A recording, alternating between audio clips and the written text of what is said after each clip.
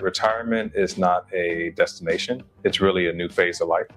I wanted to work on my terms and work with the gifts that I believe that I have. In my early 30s, I came to the realization that I just could not spend the rest of my life sitting in front of a computer. We retired in our mid-30s with $870,000. And live a little bit outside of Tucson, Arizona.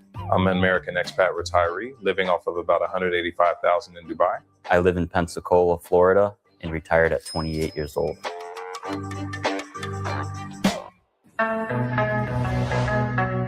Some of the biggest misconceptions about retirement is that retirement is not a destination. It's really a new phase of life.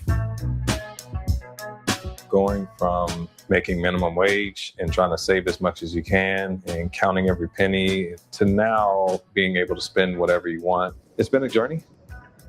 I'm Jamal Robinson. I'm an American expat retiree living off of about $185,000 in Dubai.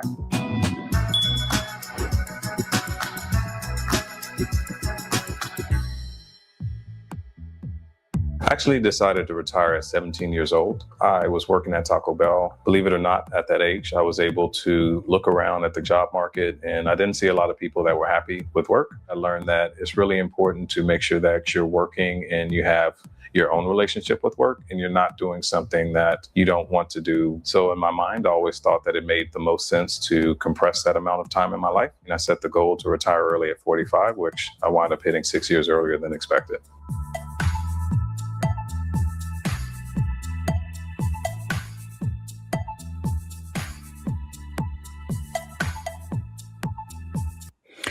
All right, so we are talking about retirement today. All right, so what I like to break down is people that have already reached the level of retirement, and we could talk about specifically their situation and break things down. So we have Jamal that approximately was making $185,000. He accumulated over 3.5 million in investments and savings prior to retiring, right? So this is very important. The number 3.5 million is a good number when it comes to retirement. And how you got to look at retirement as a whole is, can you accumulate enough assets to be able to look at your lifestyle and look at ultimately what you need to save or invest, or a combination of both, for the duration of your lifetime. And your lifetime could be, 80, 85, 90, depending on what you think your threshold is when it comes to your lifetime. It's important for you to understand how much that money that you need to accumulate, right?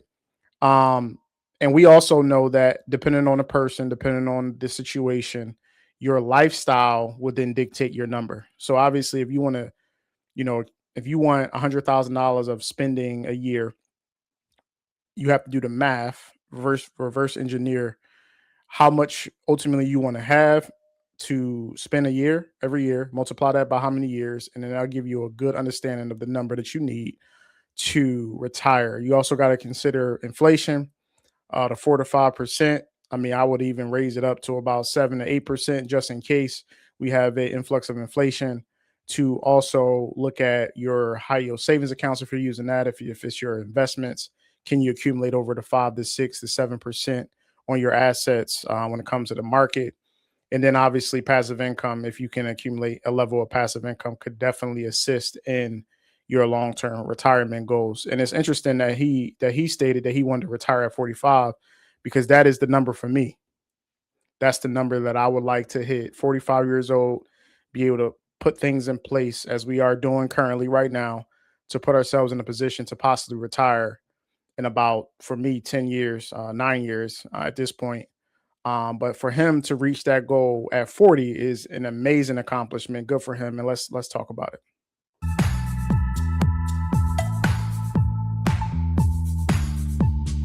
As soon as I retired, I went out and I explored. And so far, it's been about 9 countries and 15 cities, and I've been loving it. What I love most about Dubai is it really caters to people that have been retired and are looking for a lot of services and activities. I found that most often the things that were promised to me in America actually existed here. So the levels of safety, the levels of like integration of people into society where everyone's accepted. Over the weekend for fun, I find myself going out and just exploring new areas. So I may go out to the creek and just walk around and look at the boats and meet people as I walk. Two people surprised. Dubai is actually much cheaper for me than living in most of the major American cities I've been in. Dubai allows you to live the kind of lifestyle that you want to live, and it allows for a lot of different price ranges. Every month, I pay myself about $15,400 for the month. And of that $15,400, I wind up spending about $9,000.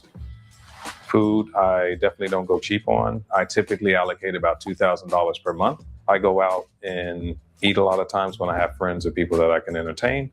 And then as far as home, I also cook quite a lot. All right, so let's take a look at his budget, right? He allocated, I believe it was $15,000 a month, right? So if you do the math, right, 15,000, what was that number? Let's go back. $9,000. Dubai allows you to live the kind of lifestyle that you want to live, and it allows for a lot of different price ranges. Every month, I pay myself about $15,400 for the month. And of that $15,400, I wind up spending about $9,000. So we got 15,400, right? We're going to times that by 12. So 184,000 is his total budget for the year. All right, so 15,400 is his monthly budget. He spends about 9,000. That leaves him with about $6,400 extra allocated for whatever he want to spend on. We're gonna take a look at his actual breakdown. But this is the part of the conversation that you got to have with yourself when you plan. How much money do you need annually to retire, right? To live off of? How much is that broken down monthly when it comes to a monthly budget? And is that portion of money, do you have that in residual income to where you can, live out your life? Because the worst thing you want to do is retire too early and get yourself in a situation where you got to go back to work because you didn't do the math and you didn't, put yourself in a position to properly allocate the funds in a good way. So let's take a look at his budget breakdown.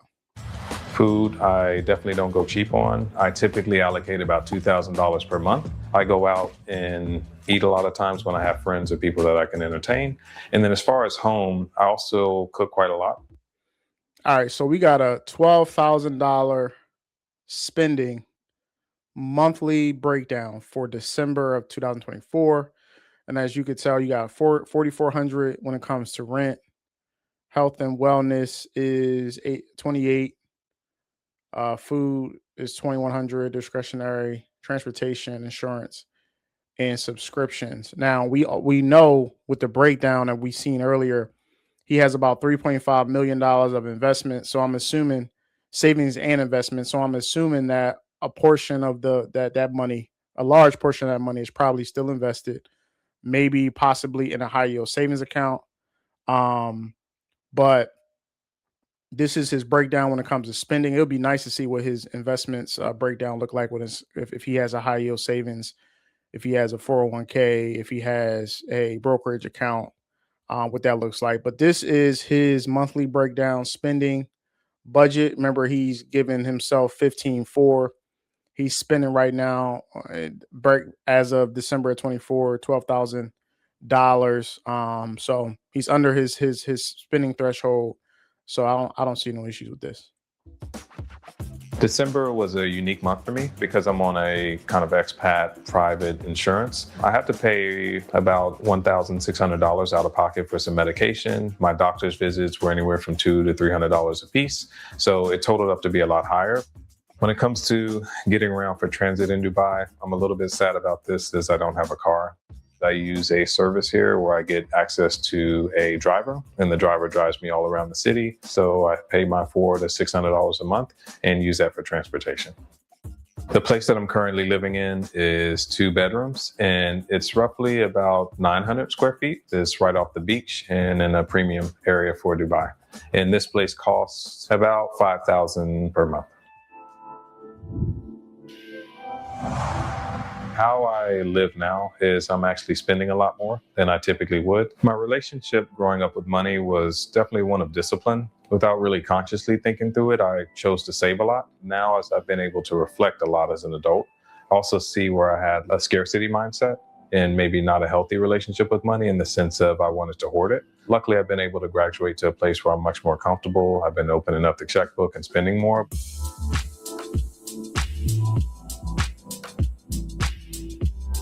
Growing up, I didn't get much knowledge on money and investments and things that I'm focused on now. I think my parents, coming from lower middle and class homes, were more so focused on survival, as many people might be. My parents had worked pretty hard in their life, and I just saw the wear and tear that took on them. So I wanted to be careful to not be in a similar situation and have to work and just give all of my life source and energy to a job for the remainder of my life. And I didn't know how I was going to do it, but those factors really contributed to me wanting to retire at an early age. And I think this is for a lot of people that grew up in a poverty or a low income like lifestyle is, we watched parents, struggle. We watched our parents spend so much time working, grinding, and not really reaping any real long-term benefits from it. It's kind of like work till you die. Maybe you get a pension, maybe you save enough for your 401k over years and years, but then in reality, when it's time to retire, that just hasn't been the case. So unfortunately, a lot of people have seen this, and because we've seen this in real time, we have chosen to go about doing things a little differently. Right? I remember having a conversation with my dad about some of this stuff, and I told him, like, I'm not trying to live a certain lifestyle. Like, I'm not trying to do that. So it's important that, knowing these things, that we start early, we start investing early, we start doing, better, making better financial decisions, doing things that benefit not just today, but also in the future, to where then, the second half of our life, he's 40 years old, retiring. Hopefully, God willing, he spends another 40 years on this earth. He can enjoy himself out in Dubai and do his thing. To where he can have a lifestyle that he enjoys, and is something that he likes to do for the rest of his life. We've seen with our parents is the opposite, right? We just grinding and doing what we have to do to make things to paycheck to paycheck, making things happen as much as we can, but we don't necessarily see the happiness and the the prosperity aspect of it, because just things wasn't in place at that time, and they didn't have the information to do some of the things that we have at this point.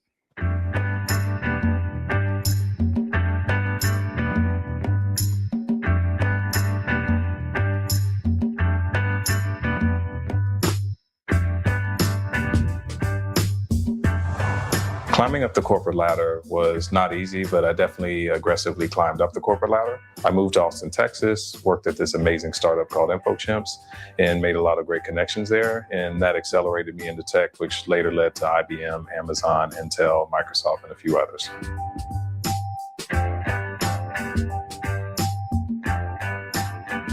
So I always kept my eyes open for new opportunities, also made sure that I was as valuable as possible. And I would say my salary went from about $40,000 to about $60,000 to about $64,000. And then that's when I had one of my bigger jumps. And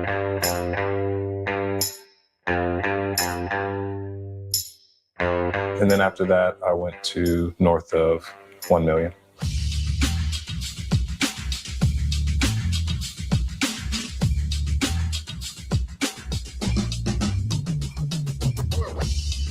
So when I got the big jump, at most I may go out and get a meal. A lot of times I didn't even do that.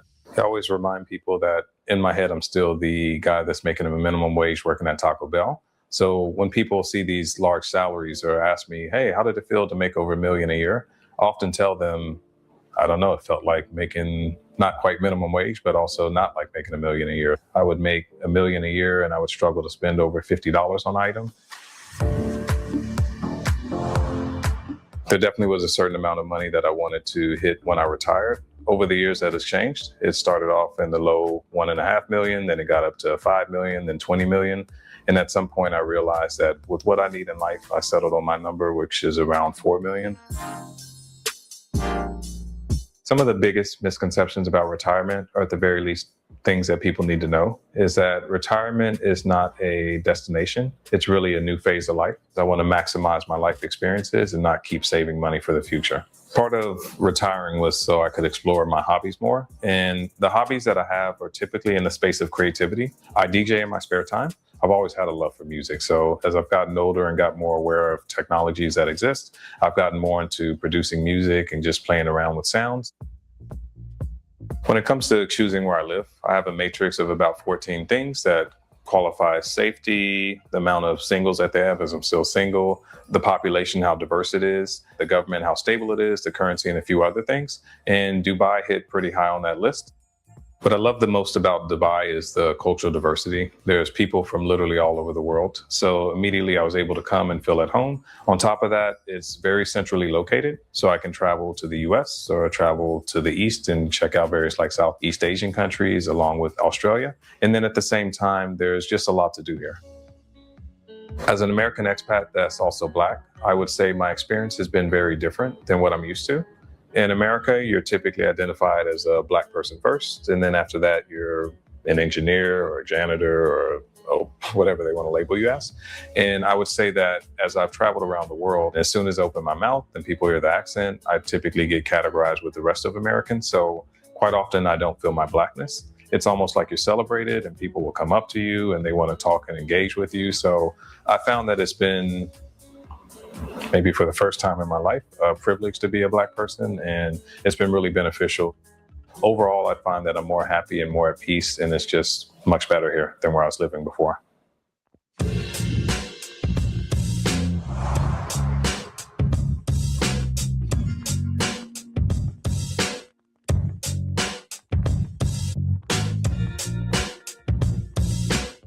I do plan to travel in the very near future. I'm going back to Amsterdam. I'm also going to Bangkok, Thailand. I was thinking about checking out South Africa, and for various reasons, I'm going to head back to the US for a little while.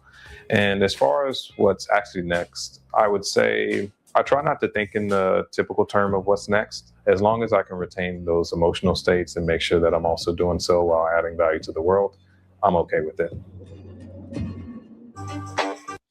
I think that's amazing. I think the important thing when it comes to this retirement conversation is, and budgeting specifically, is the lifestyle choice.